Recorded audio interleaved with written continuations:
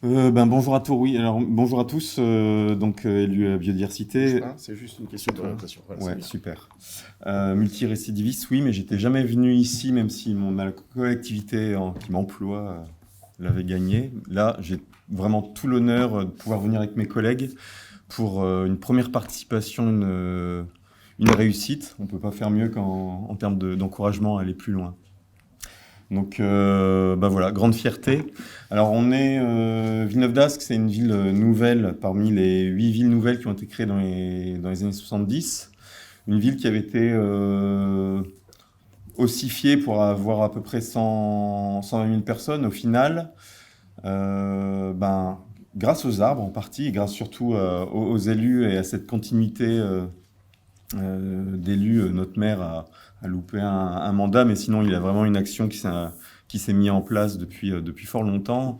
Et l'arbre y a pris toute sa place, c'est ce qui a permis notamment de bloquer notre ville. On a à peu près maintenant à 65 000 habitants. Et c'est notamment les arbres qui nous ont permis ça, puisque le maire avait à l'époque s'était servi des plantations, des arbres, des espaces verts, comme moyen d'essayer de bloquer, de freiner cette urbanisation galopante. Et c'est d'autant plus important dans une ville où il faut bien comprendre qu'on a 50% de logements sociaux, 75% de notre population ne paye pas l'impôt sur le revenu.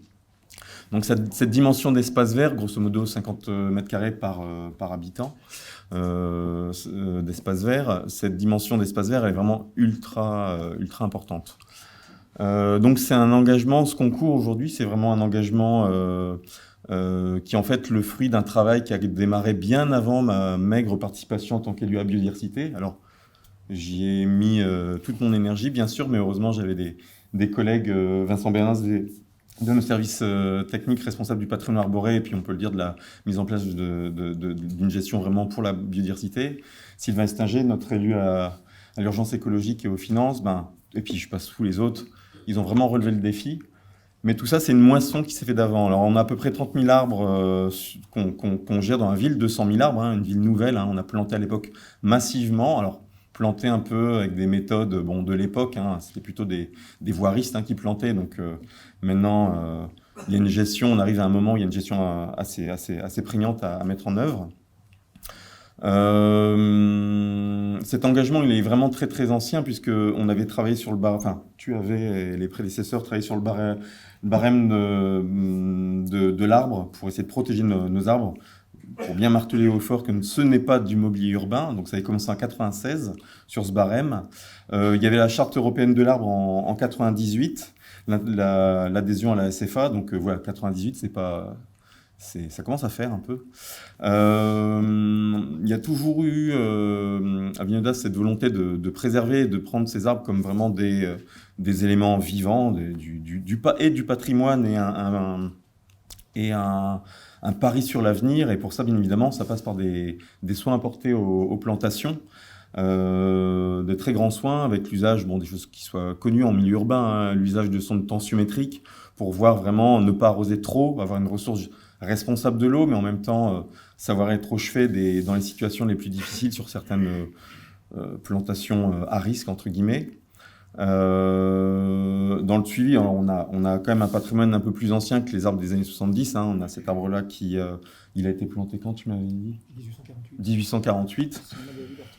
L'Ordre de la Liberté, un platane d'Orient, où là, il y a tout un ensemble de sondes qui sont mis pour voir comment l'arbre va réagir par rapport au phénomène climatique qui arrive, mais aussi il y a des travaux qui se situent, qui sont réorganisés autour de cette place, parce que pour l'instant, cet arbre, il est au milieu d'un rond-point avec plein de bagnoles, on voit complètement la place. On va mettre tout un système de sondes pour voir comment les tissus de l'arbre se réagissent au niveau de sa consommation, du stress. Ouais, merci. Des choses plus classiques, hein, des tests de traction, etc. Enfin, il y a toute une expertise, une ingénierie qui est déplacée à l'échelle de tout le territoire et qui est mise en œuvre tout au long de l'année pour préserver ce patrimoine et les futures générations d'arbres. Concours d'arbres remarquable aussi depuis quelques temps, démarré dès 2002. Des arbres classés remarquables comme ce hêtre qui est sur une glacière, hein, d'un ancien parc de château, hein, un vieil arbre, un vieil hêtre. On se doute que pour ces arbres-là, les décennies qui arrivent vont être assez difficiles. Donc on prend soin de nos vieillards. Mais il y a aussi l'avenir. Et l'avenir, c'est une de nos particularités, c'est qu'on a la chance à Villeneuve d'Ascq d'être, on a à peu près un peu moins de 400 hectares de terres agricoles, 200 sont propriété de la MEL, et nous faisons un énorme effort foncier. Il y a à peu près, on a ces dernières années dépensé 3 millions d'euros en acquisition foncière pour acheter des parcelles, pour créer des espaces de nature, donc des parcelles qui étaient prévues à urbanisation, qui sont rachetées par la ville pour être transformées en espaces verts, en espaces de nature, de jardins partagés, etc. Mais ça passe aussi par le territoire agricole, puisqu'on est on était propriétaire de 77 hectares de terres agricoles et on en rachète, notamment à la MEL. Et tout ça dans un seul et même but, enfin plusieurs buts bien sûr, mais sur la thématique du concours, c'est on essaye de restaurer notre bocage. On est généralement sur des zones de grande culture intensive, où bien entendu du bocage il ne reste que quelques rares traces des vieux arbres têtards isolés par endroits. Donc on a encore un chantier de plantation la semaine prochaine, fin samedi de la semaine prochaine. On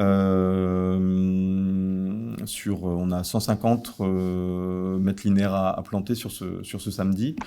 Là pour l'instant, on va finir bon an mal an on s'approche de nos premiers 2 hectares de sements d'acis, sachant qu'on vient de démarrer pendant ce mandat.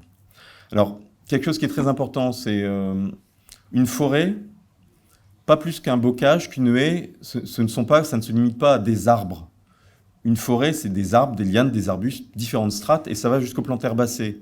Dans notre contexte hyper intensif, on essaye vraiment de prendre, et je pense que c'est ce qui avait plu aussi au jury, on essaye vraiment de prendre par exemple la haie dans toute sa dimension écologique, j'entends. C'est-à-dire qu'on remet effectivement des trognes, on a des vieilles trognes de saules notamment, on replante des trognes d'ormes, de chênes, etc., d'autres essences.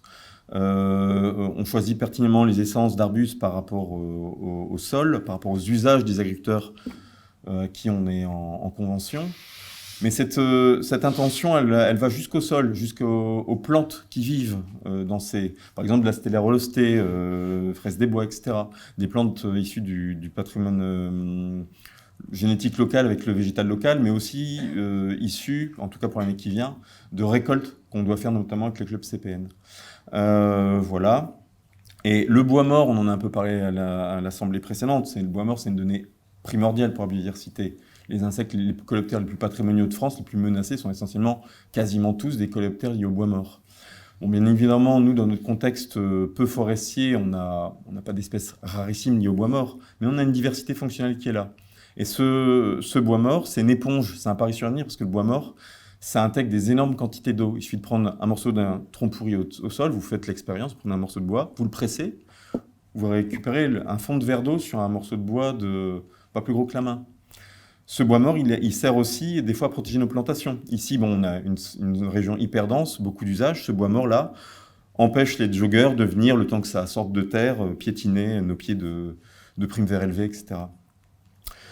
On a aussi, sur les paris de l'avenir, on a une chance énorme. On a un verger conservatoire avec 700 variétés de pommes et 400 de poires grâce à l'espace naturel régionaux. Mais grâce à eux, on a la chance d'héberger une collection d'ormes, qui est en fait une collection d'ormes de l'INRA, des prélèvements de l'INRA faits sur tous les ormes de France qui semblaient tolérants à la graphiose. Et on a la chance d'héberger sur notre ferme du Héron 77 individus issus de cette collecte qui avait eu lieu en Nord-Pas-de-Calais.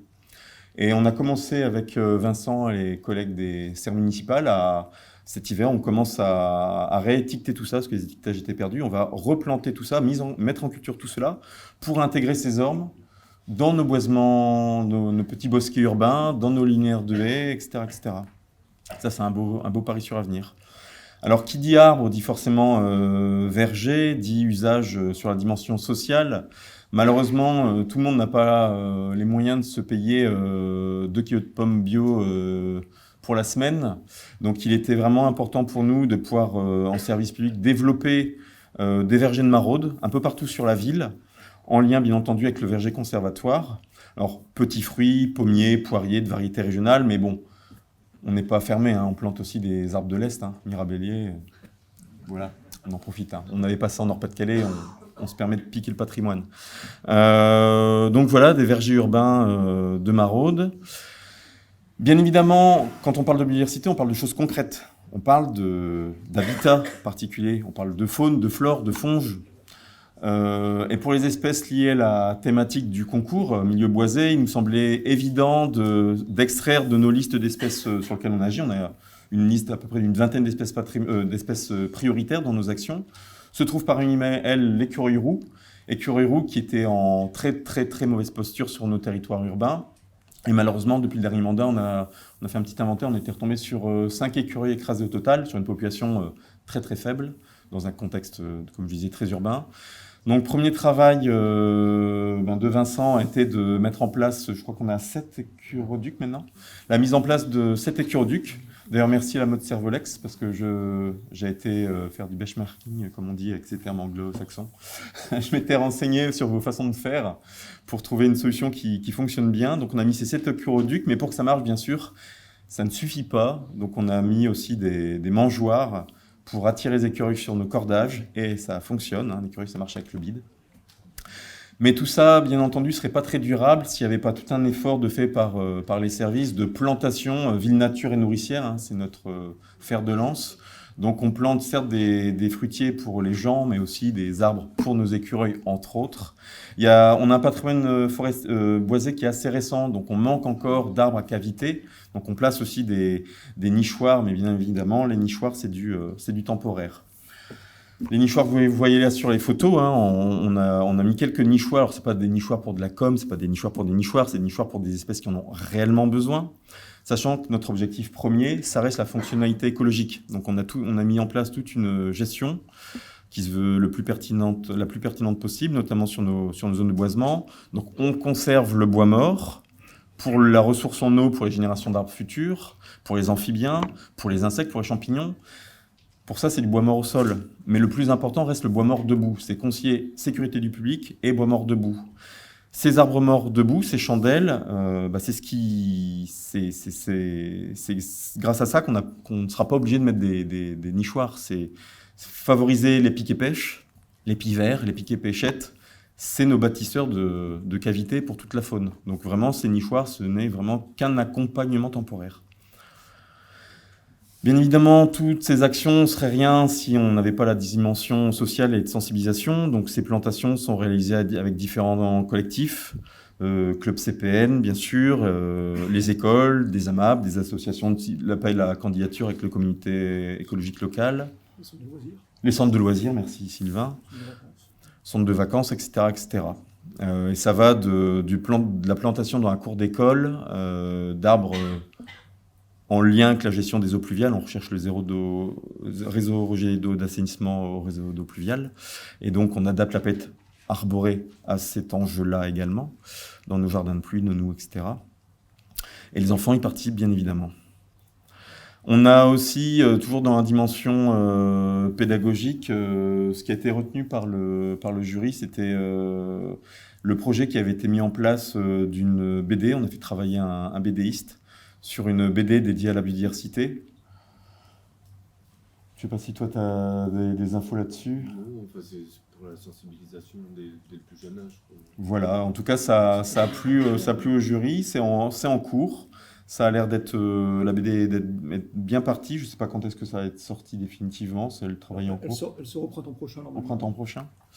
Donc voilà, c'est quelque chose qui va être diffusé au même titre que les panneaux pédagogiques dès qu'on fait un aménagement, une mare dans une cour d'école, n'importe quoi. Bon, bien évidemment, il y a tout un travail pédagogique qui est fait, des panneaux qui sont mis en place, etc. Et cette BD, c'est qu'un support de plus pour sensibiliser les enfants. Quand ils passent par notre ferme, notre centre d'éveil à la nature, la ferme du Héron, c'est pour sensibiliser le plus grand nombre, autant démultiplier les outils. Voilà, j'essaie de faire court dans le temps qui m'était imparti, je sais que tu apprécieras. On continuera ensuite tous ensemble. Merci beaucoup et